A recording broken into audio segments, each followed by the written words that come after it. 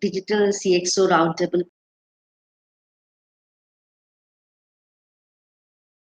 panel, and the topic is Accelerate Your Journey with Digital Transformation.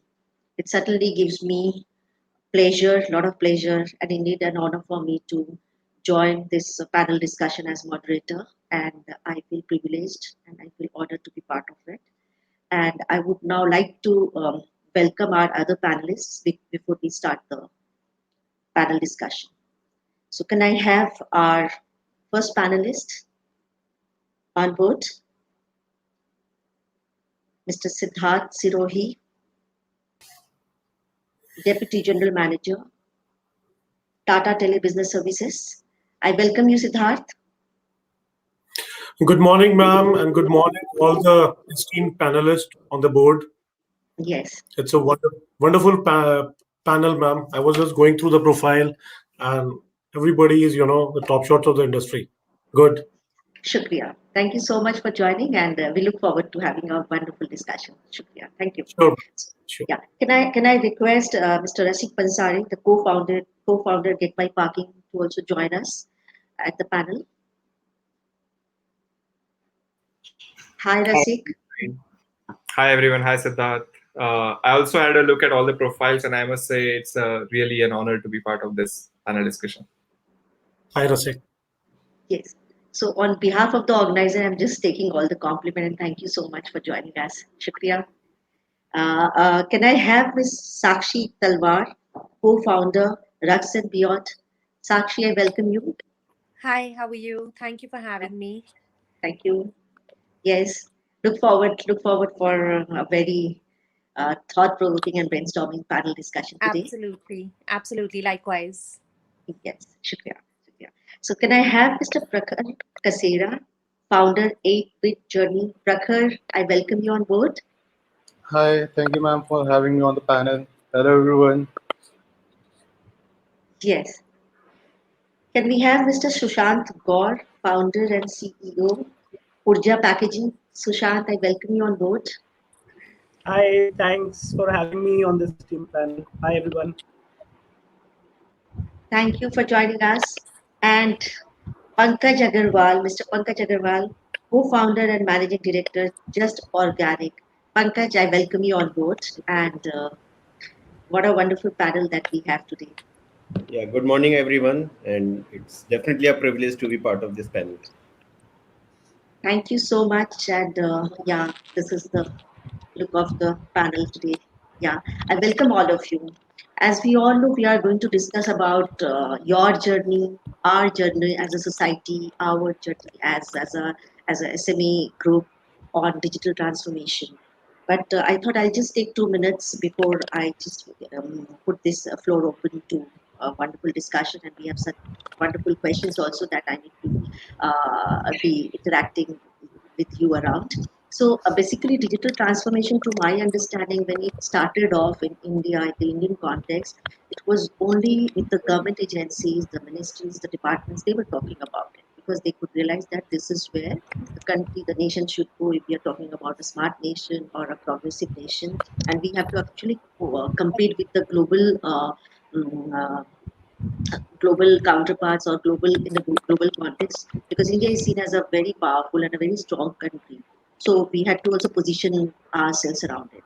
Now, along with the government agencies, because government has the infrastructure, the expertise, the knowledge depository, but the technology or the platform had to be brought from the private sector. So those big enterprises, they would be talking about bringing the digital transformation, AI, IoTs, and everything around it. So it was a complete package, and they were talking about big thing because they only have had the bandwidth to doing something which they could do the luxury of the type that they have had. Whereas in the next 5 years, the companies or the ecosystem will be taken to a stage where the digital transformation can be talked about. Everyone can talk about it. But then something like COVID happens, and the entire scenario is changed. All of us, including me. Okay, well, I am Rajeshree Kumar. I am the Executive Director, Punjabi Chamber of Commerce. This is a non-political and non-religious, non-government non-profit organization, and it's a global one. So we are also going through the digital transformation. We are working since it's a global organization, so we also have our own ways of operating. Now, coming back to what I was discussing, so all of a sudden the COVID happens, and the entire the SME segment, any segment that you take, and in our own personal spaces also, we started taking digital transformation. We started practicing it, so it became a way of life. So the approach was very holistic. People were talking about a comprehensive understanding of it. Organization started organizing organizing themselves around it. We started talking about bringing the operations also around the digital transformation, the processes, the behavior, and so the transformation was a very holistic approach, and no one is seeing it in isolation of something or the other. So everything has to be done in a manner that impact is really high, and you are able to deliver to your clients. That was one thing. The other is the changing rapid. The space is very. I don't know, I have no words. So pace is very high and we have to also adapt to it. And it becomes very difficult if you are not mentally prepared, if you are not physically, or if you are not, as an organization or our employees are not prepared enough to take this digital transformation process. So this is also very important.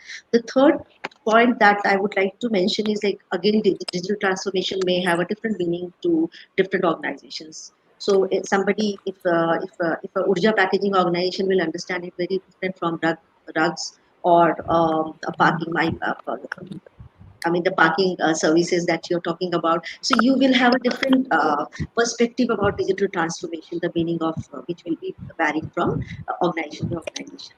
Now it is also very important. Digital transformation has the promise to talk about fulfilling the gap between the consumer's expectations and the traditional model. So we cannot just deviate from the model that we are following, because that's the, I mean, the capabilities can be always be collaborated upon, and we can bring on the capabilities from outside. But we cannot just leave our core deliverable business model, right? And then we are trying to mitigate or meet the expectations of the customers, and that's where perhaps collaboration has a big role. So any company that is good at something, and if I know that I do not have the bandwidth, and I can just get into a collaborative model wherein my capabilities are more strengthened, so why not?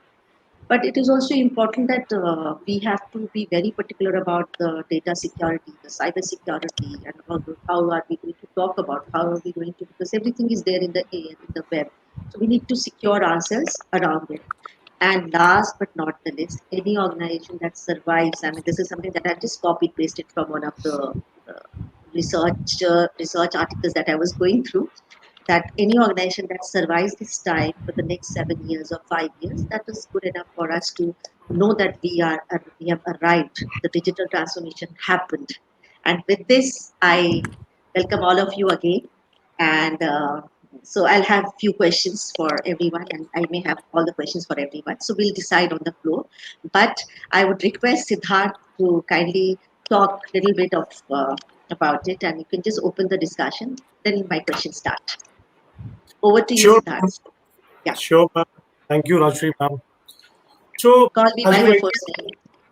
yeah, Yes, sure. makes sense. Yeah, As you yeah, rightly said, digitalization, digital transformation, DT, we can call it with any name now. right. And this is a buzzword nowadays. Everybody is talking about DT. Everybody is talking about transformation, digitalization. So everybody is talking about it. This is not a new word, I believe. This has been in existence for years now. But at the same point of time, rightly said by you, pandemic, I think, has made it this his existence, the DT existence has increased, or I would say accelerated. Correct, with the pandemic, looking at the companies, looking at the, you were talking about the government and the adaptation of the digital practices. So everybody is realizing nowadays that looking at the pandemic and looking, and probably the kind of situation, these kind of situation which may arise, in future also. So this is a need of the hour. This is a need of the hour. Earlier, it was just a, it was just a word which we used to, say that any use of technology to improve the business is called digital transformation. But now I think It is for the points that you also raised. I think it is for the improvement of technology also. It is for the improvement of security threats also. It is for the improvement, and it is an image builder for also. There is one private company which is not adopting a digitalization change, and there is another company which is very much digital. So this also, I would say, makes an impact on the image of the company. Correct, Rachi?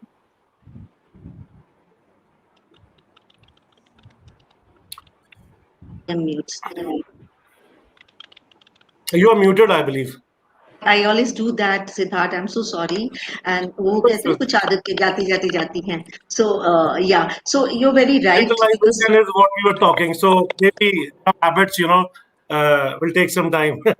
yes, yes, yes. So again, you are very right. It is, and this is more there is no choice left now. It is a No, no, compulsion. it's okay.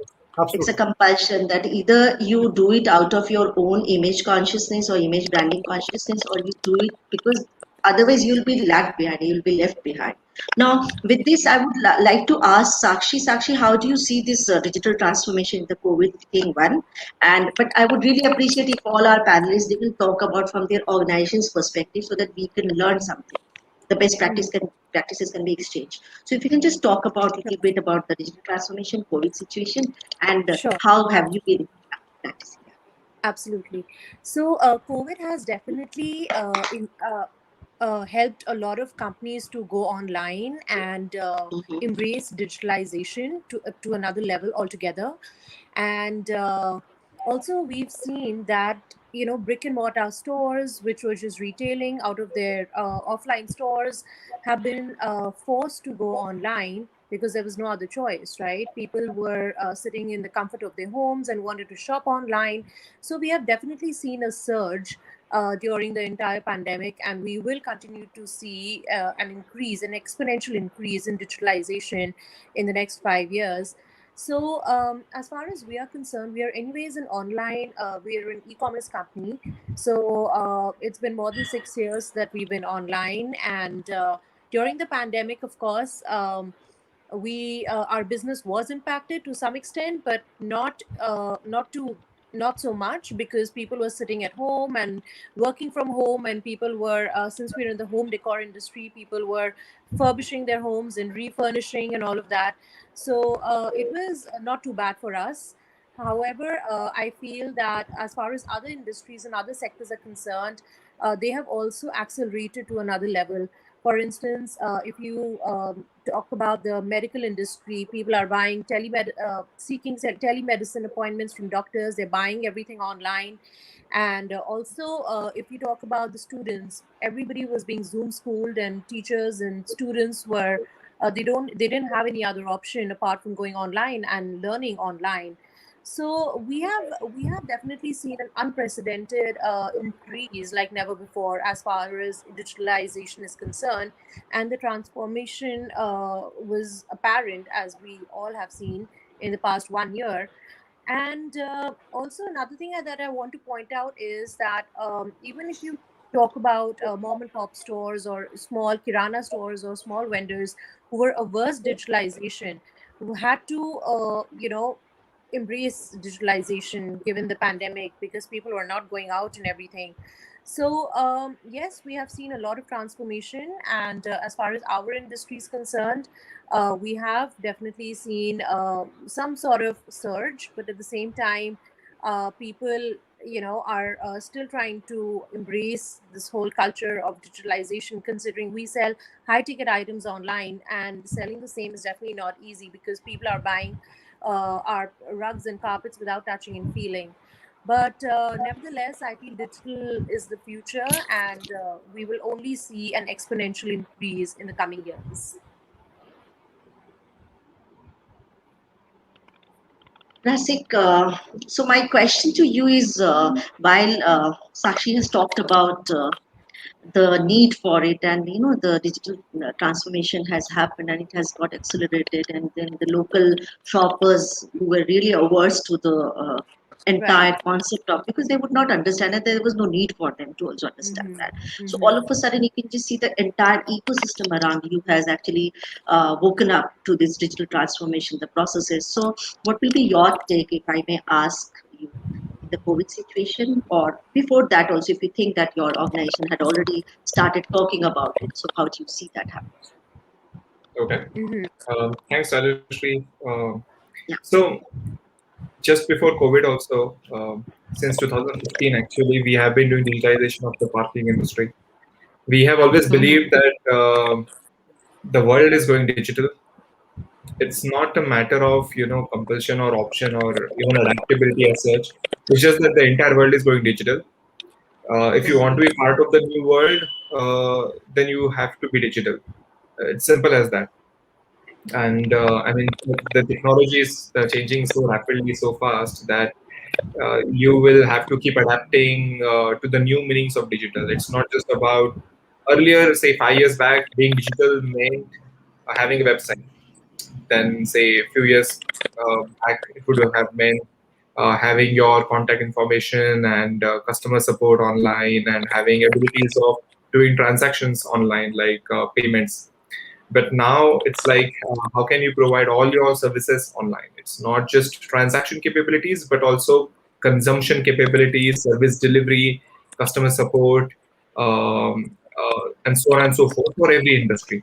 And that applies to parking as well. So people earlier used to be satisfied with Google Maps showing them where parking is, even if that information used to be inaccurate. Uh, but slowly the customer expectations changed. People, of course, have faced parking as a problem for a long time. And the best way to address that was to digitize the parking inventory, bring the supply of parking online, so that consumers can look at where parking is there, it's available, to basically make convenient discovery and transaction of parking services. So that's what we have been doing since 2015.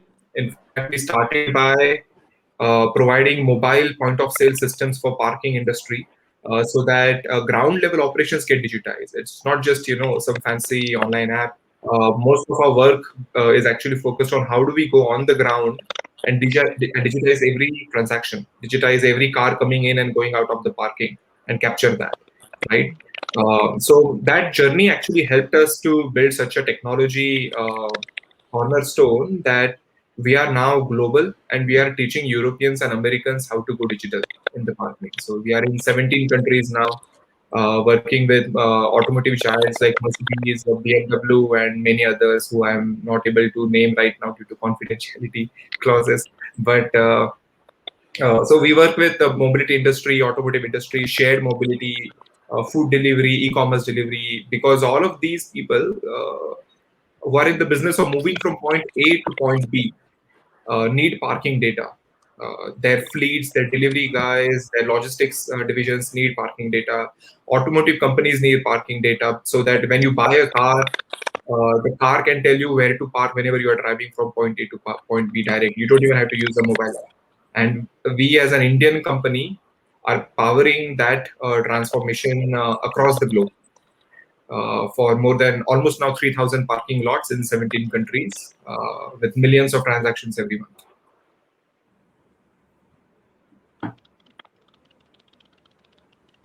Very motivating, and believe me, this is what the crisis sometimes.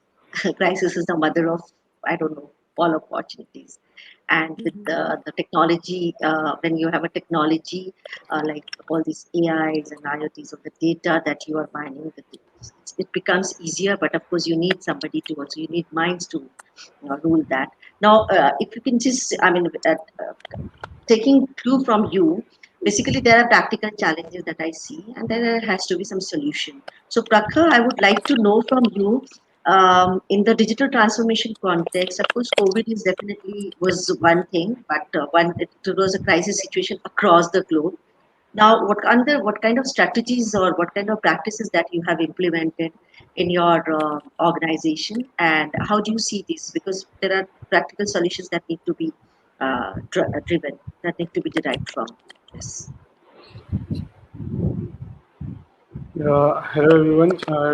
Thanks for Dr. Rashree. Uh, I have been in the digital space for about a decade now. I started my digital marketing training in 2011 and have been since the digital marketeer. In 2016, I launched this Gateway journey for the digital marketing and social media marketing of the brands and products. Since then, I have been promoting the products online and promoting the brands online, and it's all about just being digital. I was associated with an education firm since 2018, and my main focus has shifted to education sectors after that. Seeing in the this pandemic time, all all those education things and the learning and everything has gone digital now. Earlier, we have seen the Byju's and extra marks like players struggle in the market for going digital, selling their education systems to the parents and the students was a bit of a task and a tough task. But now even the schools are implementing the digital training and everything. Looking at the model of the Byju's and the upcoming projects, we can see that they are working like for the 3D model and the virtual reality system for the education system as well, and completely eliminating the those things like going to school for the physical studies and physically being present in the classes.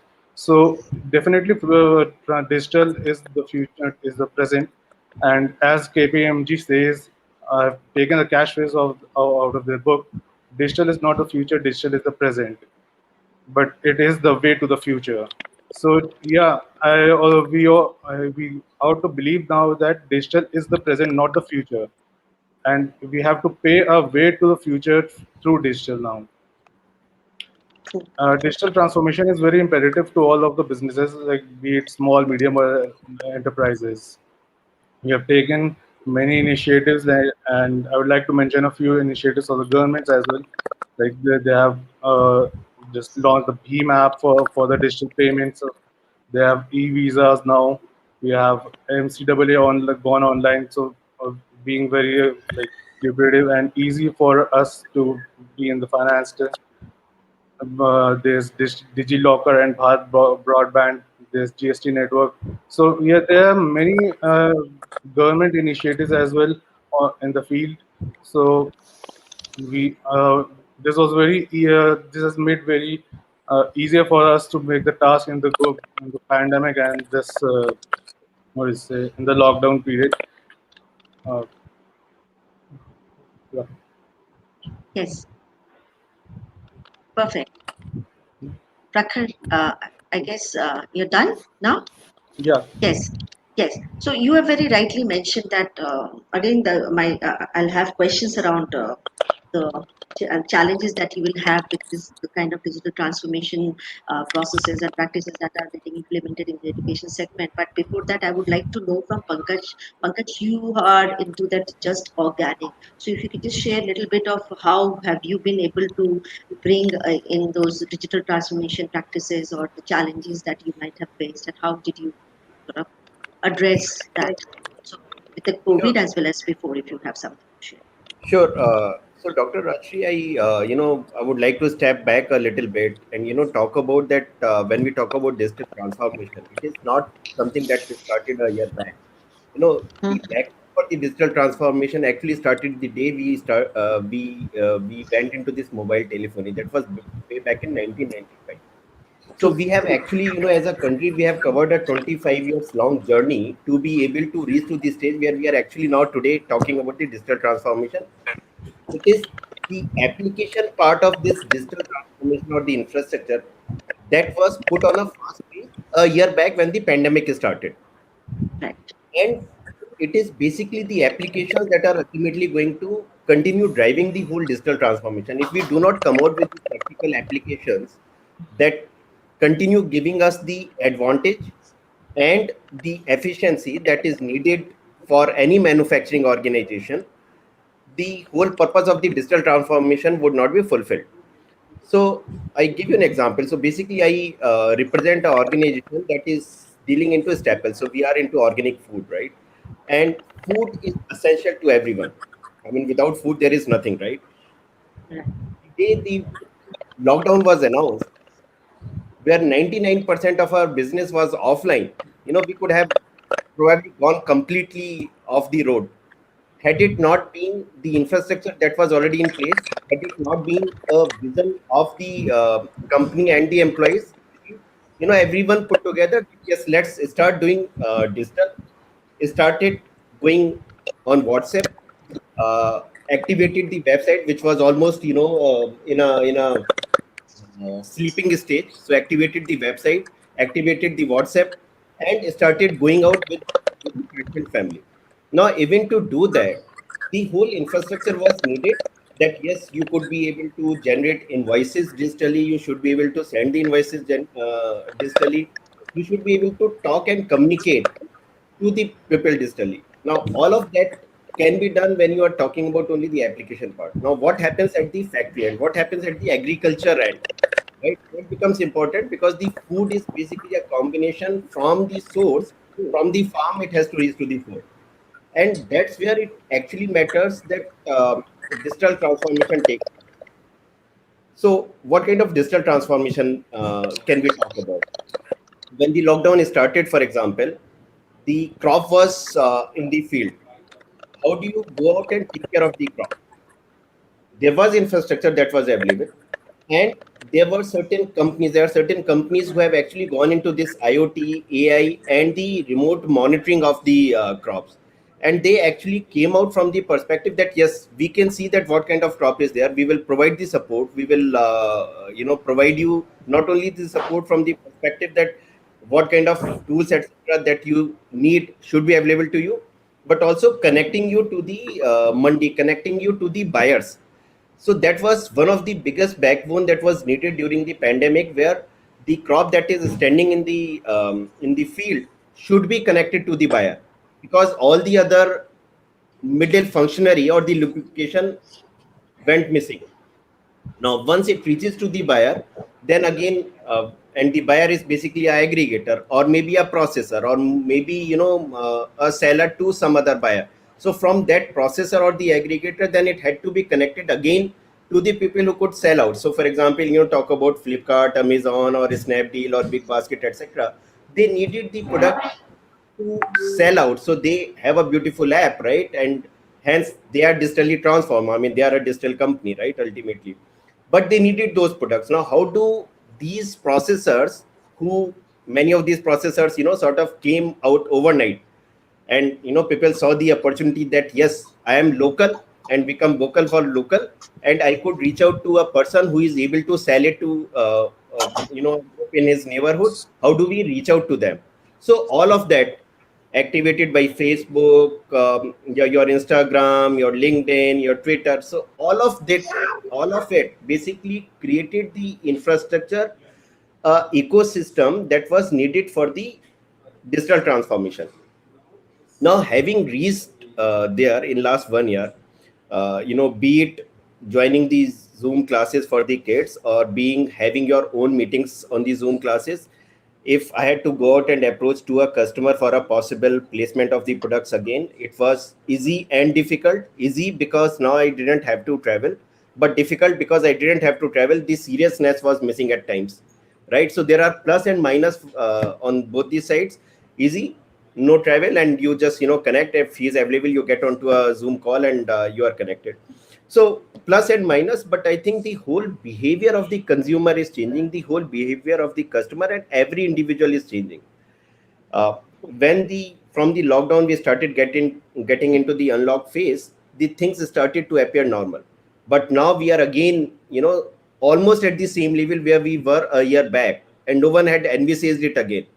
So as they say, the changes are permanent. We probably thought in the month of December, January that the changes are not permanent, but now we see that the changes are permanent, because this particular period that we are going through right now in this particular month, I think it is re-emphasizing the fact that yes, you need to be ready not on a superficial level, but on a permanent level, where you can utilize the infrastructure and the backbone and continue driving on that particular path.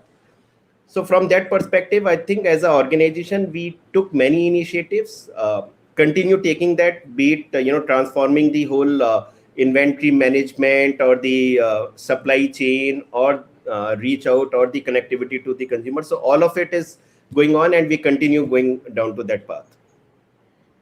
Very got. I did that again.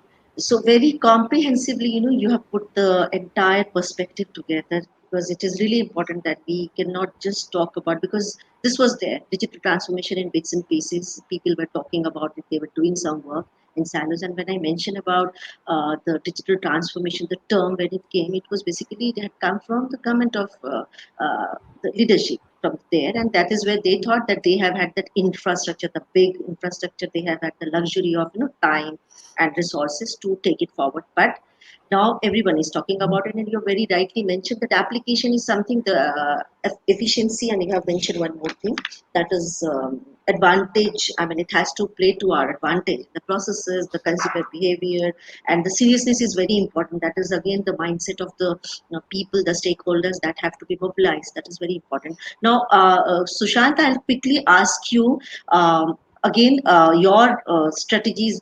I mean, how did you adopt to the entire digital transformation? And the reason for me to not only confining this DT thing to the COVID situation, because most of the SMEs, actually SMEs, they grew up, they actually grew up to the opportunity. But then there are many companies that have to have that digital transformation as the backbone because of the work, the very nature of the work that you do. However, I would also like to know from you how did you mobilize your workforce and how much were they supportive and how did you manage to do that from your Uh, organization's perspective? Yeah, Dr. Datta, actually, you're absolutely right that there are some organizations which are meant to have a digital transformation either at the start or sometime down the line. I'll just give you a background of what we exactly do. We are basically manufacturers of paper bags, and we proudly claim that we replace more than 10 plastic bags per second of every day, every week, every month. So, as a manufacturing organization, as a very traditional industry, it was a very new thing for us to digitize internally. External digitization, like marketing, being online, etc., was always there. Uh, Digitizing our logistics, digitizing our operations was a very big task in two ways. One, since logistics was being handled externally, we had to look for new partners who were able to provide us digital services. Services like a simple service like telling us where our material is exactly, if the shipping is taking 4 days, on the third day where is the material, so that we can inform our customers. Previously this used to be all handled over the phone by people sitting on the other end, but because of COVID everybody was short staffed, and the old methods were no longer valid. uh, Internal digitization was a big challenge, because in a factory environment, if we create correct systems, we can definitely work from using a lesser staff, from providing our staff the option of working from home. But the people which we had hired over the years were people with a very traditional background. So our factory managers are 50 years plus. They've never worked on, they've never extensively worked on computers, on software. So, and there is no software, there was no person available to teach them all of these things in Hindi. So what we did was we created our own internal training videos. I made them sitting at home. We uploaded them onto YouTube, on private YouTube. We distributed it to our people. Some of them adopted, some of them found it difficult, so we got on the phone with them. A simple thing like a Zoom call, just to see the quality of the material being made and how to check what the quality was, had to be taught, and those videos also had to be made by us ourselves. There is no real external structure till now in a colloquial language which really teaches people like our workers on how to upskill yourself digitally. So these were some issues that we faced. However, the best thing was nobody gave up. Everybody was very excited to learn how to work from home in a factory environment. So that's my 2 cents. No, no, you have very rightly mentioned that for a manufacturing unit, for a manufacturing setup, it is really important. First of all, there are two ways of looking at it. One is like external, the external processes, which is more towards consumer or external stakeholders. You can always create those processes, basis some technology solutions here and there. You can create that, but how to be strengthen the IT infrastructure, the backbone, your human resource, their understanding, the processes, the inventory management. Rasik also mentioned, and Pankaj also mentioned about that. So these are very important points that we have to not only look at. Uh, one part of it, if we are talking about digital transformation, it has to be very holistic. It has to, and the impact has to be there at the societal level. So this is, I mean, my way of putting it, and I can just see that all of us have echoed the same kind of sentiment. Now, again, this question also leads me to understand that there are a lot of data that is getting generated. So much is available, and for somebody like us who are working in this space and who understand a little bit of data here and there, we are also at times we do not know how to manage, how to keep ourselves secure. So my question to Siddharth would be, Siddharth, how do you see this? How are you going to, I mean, from your organization's perspective, how do you see this integration of cybersecurity happens when we talk about digital transformation? Some points, some thoughts from you. Well, so earlier also, we were talking of that in the pandemic, the digital acceleration, the transformation acceleration has happened, and it has happened in a very fast way, as told by the other panelists also. In the Mhm. same way, the threat has also increased a lot in terms of we all know the thieves are also getting digital nowadays. So it is not a earlier task which used to be there like Jamtara and all. So now it has also, they have also grown up 10x. If we have grown 50x, they have also grown 30-40x. Now, as per what the financial analyst and the cybersecurity analyst, as per them, the report says that it is almost a threat of financial impact threat of almost $6 trillion by 2021 is on the verge. Is almost there on the cards, which is due to the cybersecurity threats which is happening. Correct. And when we talk of cybersecurity and when we talk of threat, we also need to understand what kind of damage these threats and these lapses do to our organization. So, if I talk of these damages done by these threats, basically it's a reputation loss, which we talk of. An organization, any organization, if there's a data leak or anything, it's a reputation loss to them. Then there is a Huge. fraud.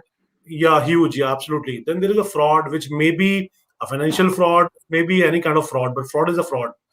Then there is a data hack. Any company having a data, and the data is gone in seconds or in a minute. So that data is actually a company's property, or we can call it a loss of intellectual property also. So data bank of any company gone in seconds, it's actually a company is finished. So if we talk of damages, these are bigs. Now, if we talk of what kind of precautions companies should take, I think it's nothing but looking at the digitalization and looking at the way it is speeding up.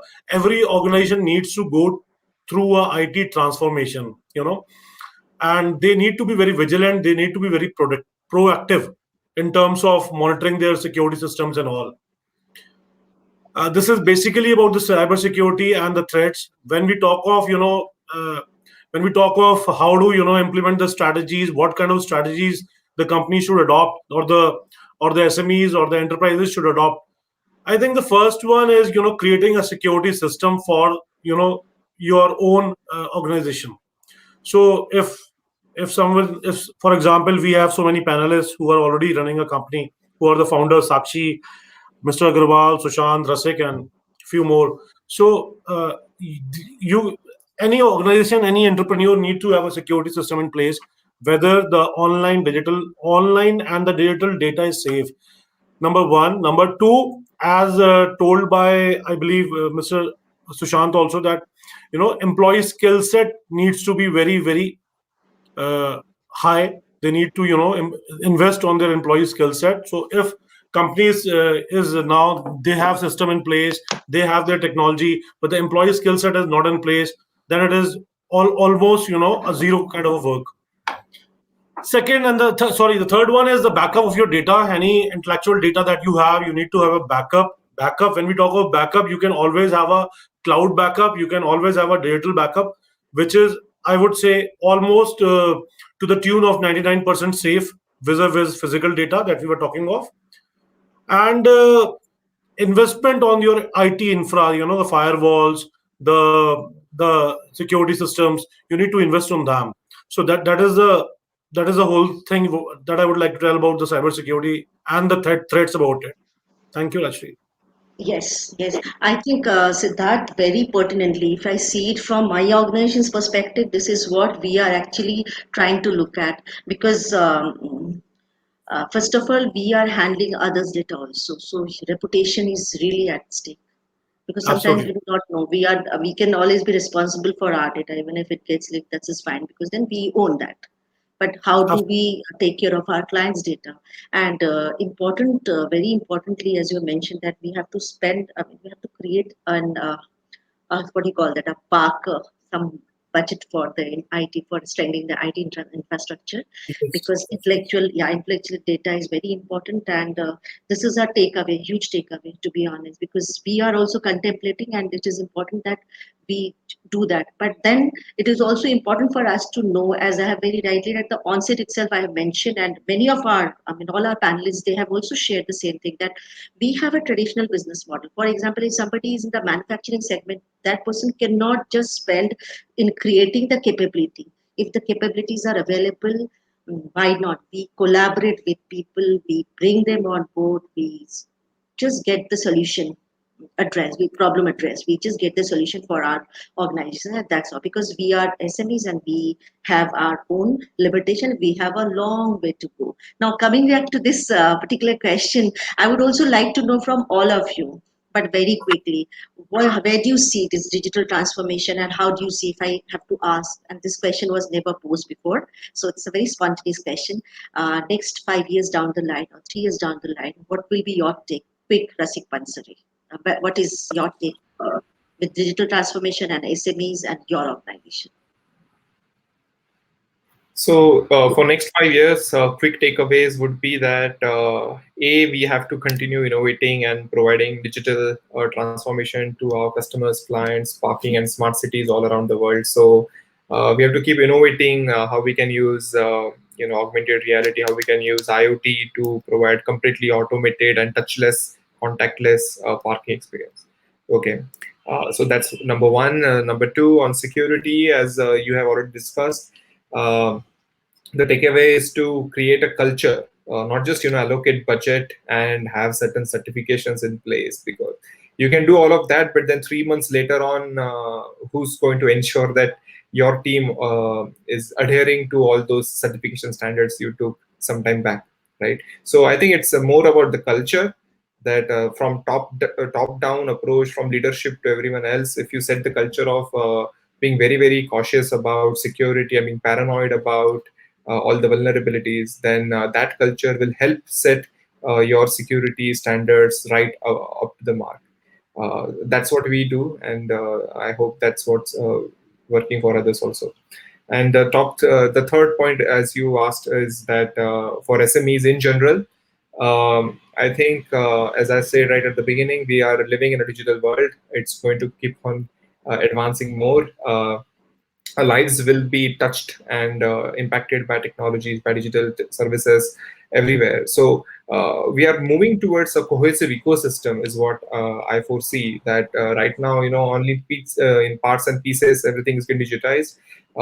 Slowly, you will start seeing different cohesive services coming together. Like Mr. Pratik said, that it has to go from farm to the fork. Everything has to be digitized, right? So today you have certain players in niche here and there. SMEs are trying to digitize their own pieces, but the next big problem or opportunity to solve will be, how do you bring all these things together? How do you make them interoperable? How do you make different companies talk to each other through data sharing, through API integrations, through automated integrations, so that a farmer produces something at one place and everything goes online automatically, and all the processes from there onwards are automated digitally in next 5 years.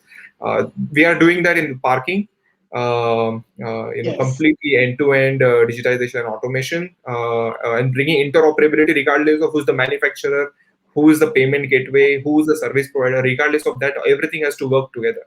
So that's what we are focusing on, and we are seeing other SMEs also, other industries moving in that direction of interoperability.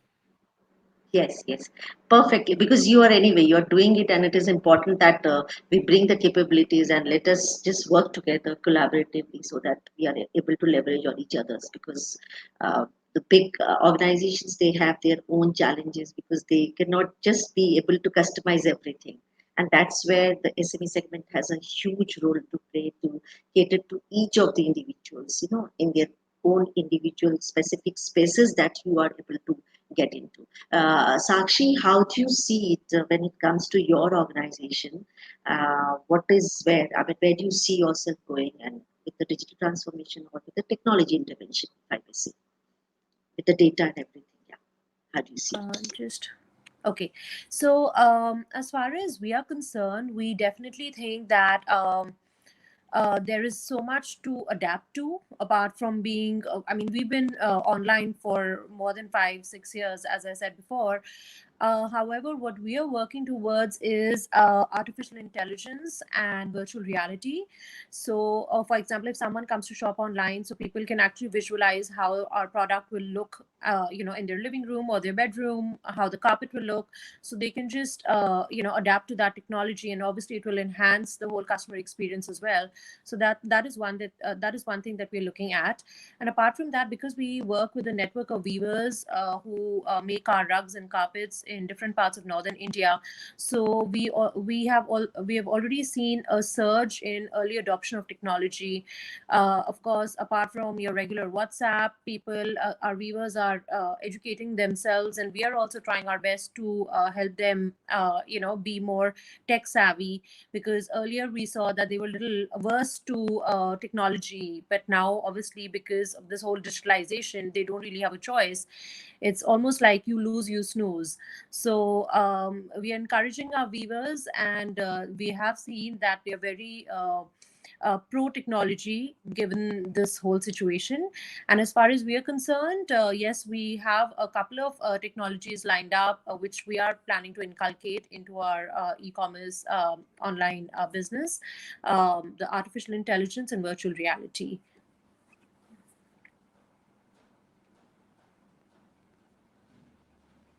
So, again, I would like to know from Prakhar, what is your take on this digital transformation, the way it has revolutionized the SME segment, and your organization, how is it responding to it? And what would be the next, I mean, key takeaways for the next few years?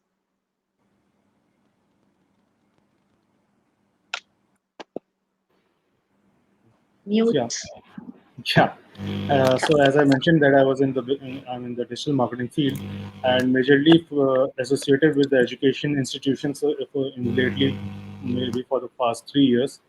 So earlier, what it was like, people used to go for the classes and for the counseling sessions.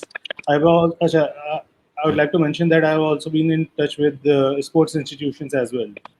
So after the pandemic, what happened is like people were the coaches were like, send us the video, but rather than going and seeing the students or the athletes play, or going for the recruitment, the scouts are also like, just send us the videos of your play, of your games, or get into a park and ask someone to record a video for you, and just send us across that. So it is happening all over the world in the same way. Like, we have coaches from US and UK as well. So everyone is just following the similar path, and we have a few sports and education counselors as well, from Bombay, from Delhi, from UK, from Australia. Earlier, it was like we have to travel to the counselor if you are in the same country for the counseling sessions, be it like 1 or 2 hour sessions. But now we are all going on digital, and we are just organizing a session online, be it on Zoom call, be it on Teams or Microsoft or Google Meets or something. We have seen a major turn in the major transformation to digital in the education and the sports sector for in the past 2 years. And apart from this, I would like to mention a few other names going in the modernization, as they say. Like there's IBM, there's Intel going in for the AI sector.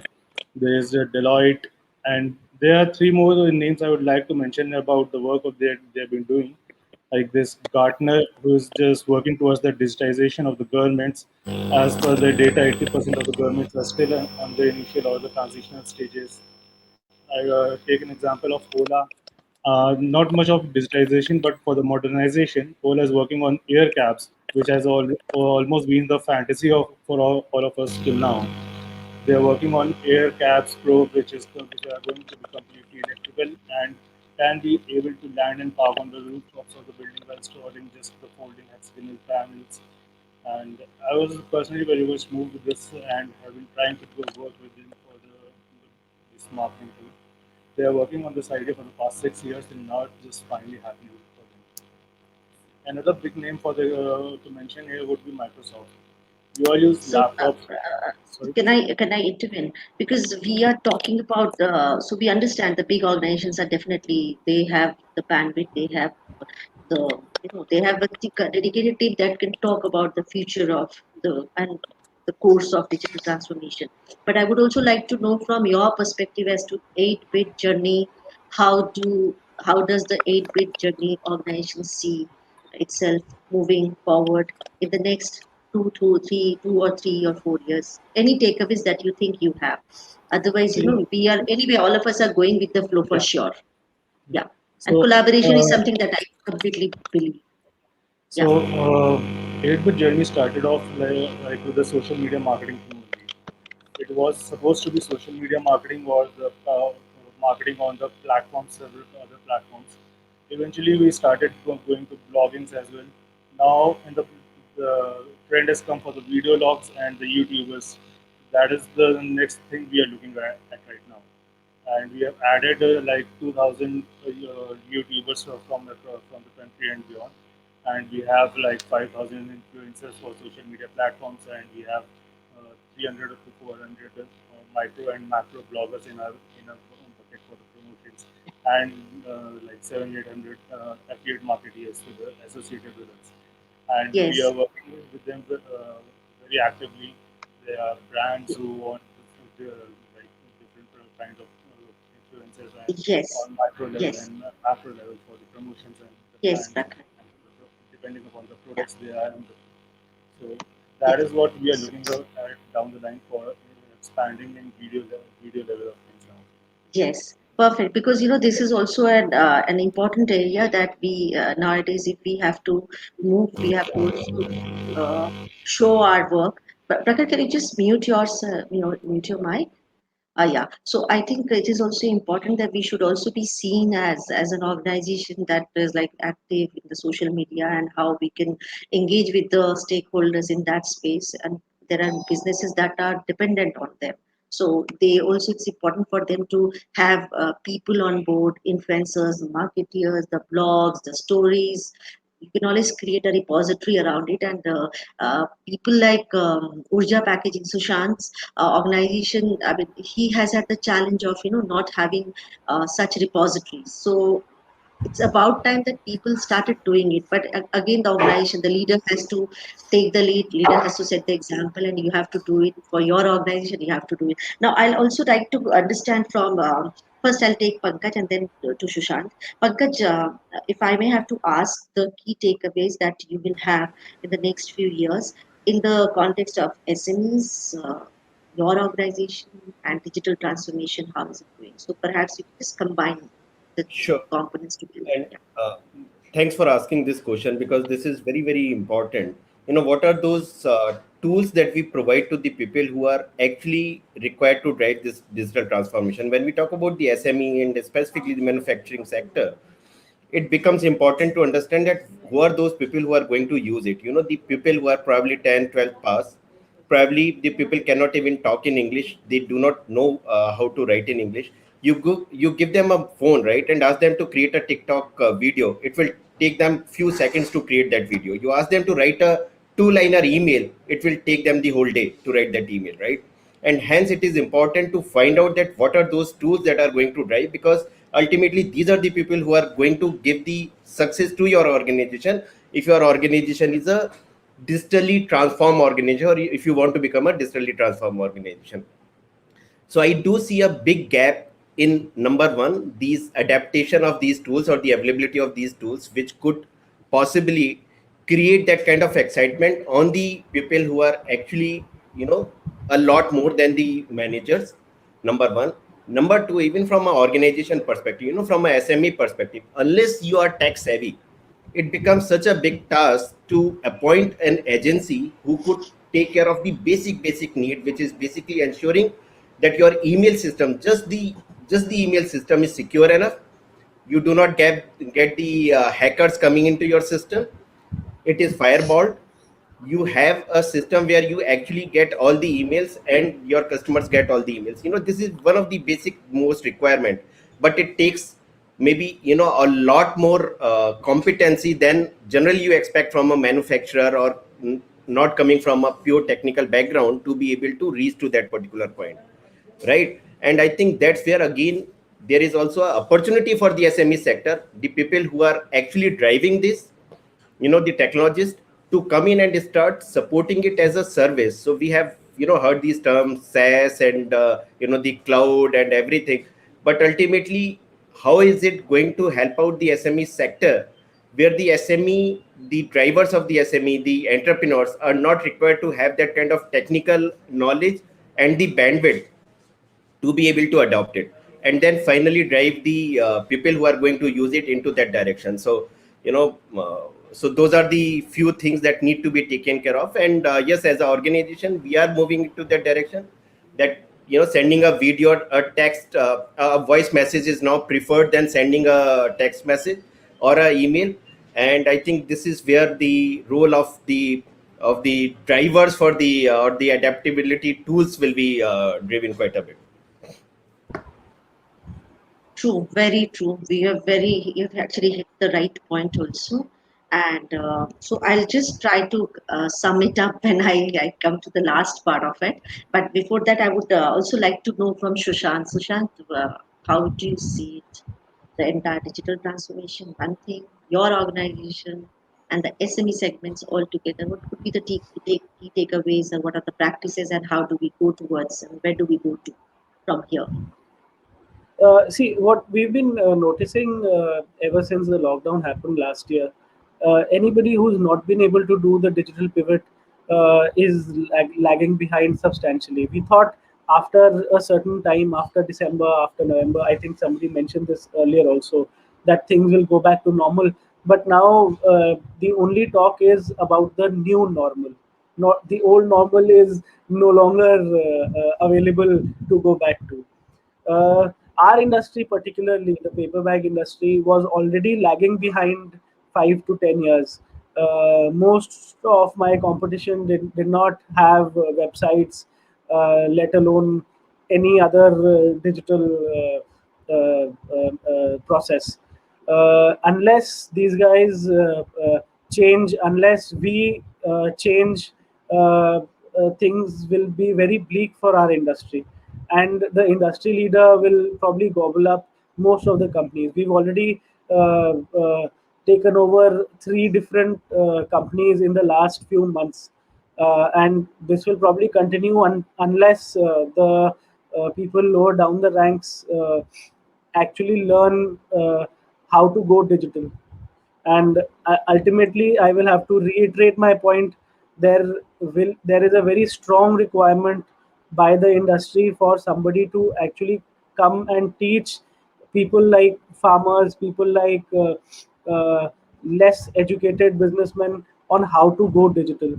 a simple thing like the government making a certain invoicing compulsory for companies with a turnover above a certain amount is such a huge headache for many manufacturers, many companies, that people are actually wanting to create multiple companies so that they don't have to digital invoicing.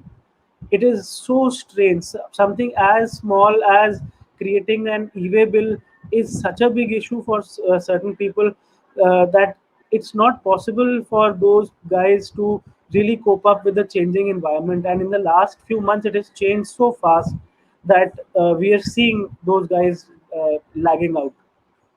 However, those people who have actually made the change are benefiting from it. Even our costs went up initially, but the over time our efficiency levels actually overtook the costs. Especially like what I mentioned before, uh, uh, our logistics cost went up when we changed our logistics vendor to somebody who was more digitally savvy. However, we no longer required one person to be always in contact with our customers to take care of logistics. So there you go.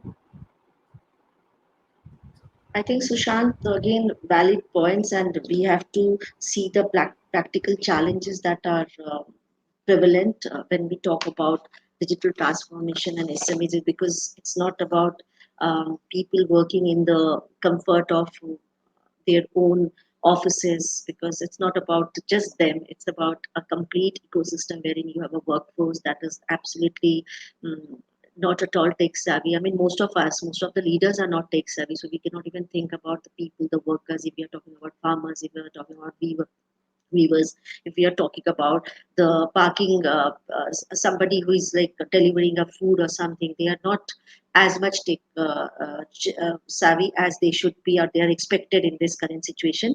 And Pankaj, you have very rightly mentioned that if we ask somebody who is not even, who doesn't understand much, to create a TikTok or some program in their local context, they are more than willing and excited to do it in no time. Whereas when we ask them to write a formal mail, it becomes difficult. So we have to definitely look for a local solution. But I would also like to know from Sakshi, how this digital transformation, and in this COVID situation especially, how has it opened the new market? Do you think that a new market has opened, or how? Mm-hmm. How is it? Yeah. Absolutely, absolutely. It has opened a plethora of opportunities for all kinds of businesses. And I'll come back to how it has opened more doors for our business as well. But in terms of other businesses, of course, as we know, that delivery companies are at an all-time high. E-commerce, people are shopping online, and telemedical services, doctors are consulting online. Everything is at an all-time surge. And as far as we are concerned, Rugs and Beyond, it has also opened a new set of opportunities for us. So now what we are also doing is, instead of just focusing on rugs, we're also introducing other product categories which are home related, because people are spending more time at home. Work from home is encouraged from by so many companies worldwide. So people are looking to refurbish, people are looking for outdoor rugs because they want to spend more time in their patios or outdoor spaces.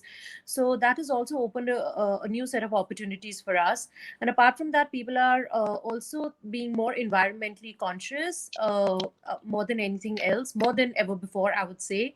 So with that, it has also opened another opportunity for us to introduce sustainable products. For instance, handmade rugs that are made out of natural fibers like sisal and jute, and other natural materials. So yes, it has opened a slew of opportunities for us, and we definitely would be including other product categories like I mentioned before. So I would say that for every problem there is an opportunity, and as an entrepreneur, we all must have the ability to find a diamond in the rough. So yes, these are unprecedented times. It's not going to last forever, but we have to adjust to the new normal, which is what we all are experiencing. Because if we don't, we are going to lag behind, and obviously it'll be hard for us to catch up. So these are my 2 cents in terms of opportunities that have opened up for us. Yes, yes. Yeah, thank you so much for this because I think so. As just to share with all of you, this is the series. So this series has, I mean, this is the third in the series of digital transformation CXO roundtable that we are doing. We will have many more to come, and we are trying to also understand. We are trying to seek the insights from the leaders, the founders, the co-founders, how they want to see the entire situation. And as you very rightly said, that this is an opportunity, this is an opportune time. And as entrepreneurs, you all have to look forward, and there is no other option for anybody else because otherwise, organizations they will lag behind. So, with this, I'll rather, I would, with all of your permission, I would like to conclude the panel discussion. And we have had such wonderful discussion right from how Siddharth has put it that it's important that we have to look for uh, creating a solid, robust IT infrastructure, which is very important. That is the backbone. If we are talking about digital transformation, it is important that we are able to strengthen and fortify our guards, our walls. Those walls need to be protected, those walls need to be strengthened, those walls need to be secured. I'm just talking in a very laymanish term, but this is how it should be. Because if we are talking about digital transformation, IT cannot be just taken in isolation. And IT was anyway, before digital transformation, IT was always there. So it's important that we talk about it more than the image building. It's also important that we have to just compete. We have to go with the flow. And it is also important that we take care of our reputation in terms of the data leakages and the breach of data security, the protocols, the standards have to be maintained. And that's where we have other companies, we have other SMEs, we have other organizations that can help us each other to grow. So why not we collaborate on those lines? That was one thing.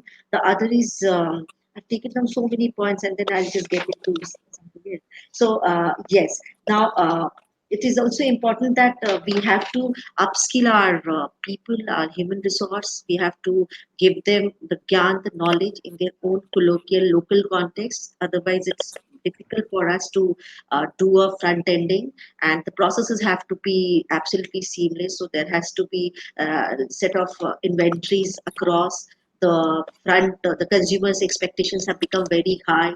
We just want everything at our doorstep at no time, and the commitment, if the because we are shopping anyway, we are shopping online, we are just placing the orders online. So if a time commitment has been given, we have become, as consumer we have become very particular that a particular thing has not been delivered at a time. So these are very important that the processes have to be seen at that level. So the end to end, the innovation, the as Rasik has mentioned, that innovation and integration, interoperability across. So buying the, marrying those capabilities and bringing the processes together. That is something that we have to talk about big time. The culture needs to be, the mindset needs to be mobilized. The leadership has to take the lead, and leaders have to also be mobilized. So you have to also keep yourself prepared and abreast with the the what do you call the technology advances that are happening. And there's so many things that we have discussed. And with this, I would like to close the panel discussion today. I would request Siddharth to also join me in extending a formal vote of thanks to all our panelists. And thank you so much for joining. And Siddharth, over to you. Thank you, Rajshri ma'am. Before I conclude, I was just want to mention there was a book in which was published in 2019. This was a book named Technological Trends. So, what technology would be coming in the next 10 years? This was in the year 2019, and somebody wrote read it today. And out of the 25 technologies that the book wrote that this would be coming in the next 10 years are already 90% complete and about to launched.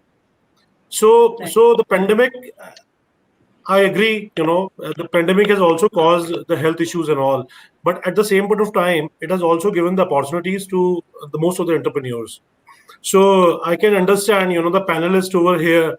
These are the panelists. These are the founders, who would be, doing some advancement in their technologies. As Mr. Pankaj, doing something on organic farming, and he was telling that he's getting the data, and he would be generating a data through cloud or something, which he requires a training. His employees requires a training. So Rasik, getting a parking lots, and he talked about that he's doing it worldwide.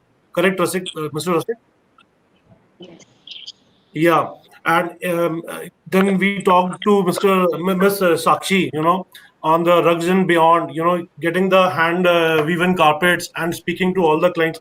So I think we are doing advancement towards the technology, some bit or the other bit. We all are doing something.